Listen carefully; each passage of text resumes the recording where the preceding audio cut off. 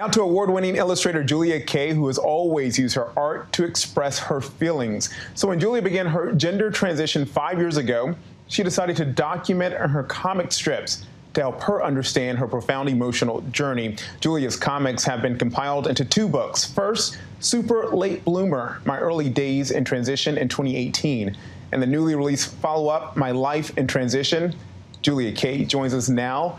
Julia, welcome. Great to see you. Thank you so much. Thank you for having me, Kenneth. It's wonderful to be here. It's great to have you. And I want to start with the first page of Super Late Bloomer, May 7th, 2016. Just as you started your transition, you write, I used to be better at ignoring my internal self-hatred. I could distract myself with new clothes. Body maintenance was new. Getting on hormones was an enormous relief, but reality has finally set in. There's nothing left to do but wait. Describe what you were going through at that time. Goodness. I was going through, clearly, the book starts at a rocky place. I was in a very isolated point in my life. I was going through so many new experiences, navigating so much, dealing with dysphoria and like I said, modifying my appearance to better suit my needs, just inundated with all of the nuances of the particulars of basically going through puberty in my late 20s, but without anybody to guide me, and just knowing that I had a long road ahead of me. It was very exciting. It was a very fulfilling period, but after a while, there was nothing that could be done. But for time to do its thing.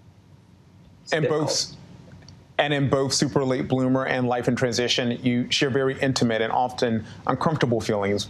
Why is it so important for you to share such personal moments with your readers? The books, they started as, they were both basically therapy for myself to help me navigate my life.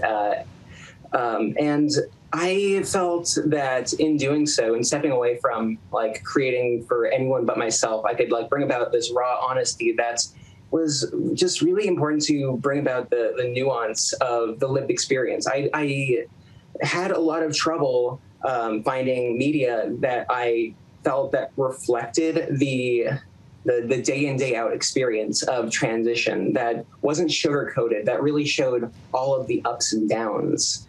Because you're dealing with so many highs and lows just constantly, and so much anxiety about the way you're perceived and your own self-perception, your own growing self-acceptance over time.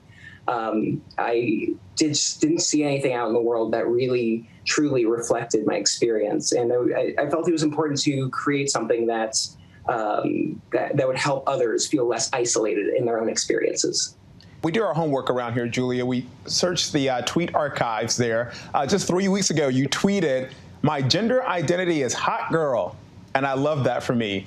What did it take for you to get to that place?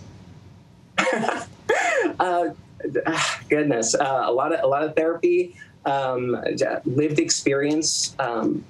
Honestly, early on transition, so much of it was just hypotheticals and going through things the first time. But as I just lived as myself out in the world, my own self-acceptance grew. I found a community in others who had walked the same path, who were trans as well, who would understand the nuance of my own experience, we could share our experiences, and just it normalized everything. That's really what it comes down to. I had so little trans representation to look to in my life when I was starting out that it just felt like I was this buoy that was just bouncing up and down in the ocean alone. But it turns out that there's so many of us, and it's all just been about normalizing the experience, and just embracing yourself and really coming into yourself and.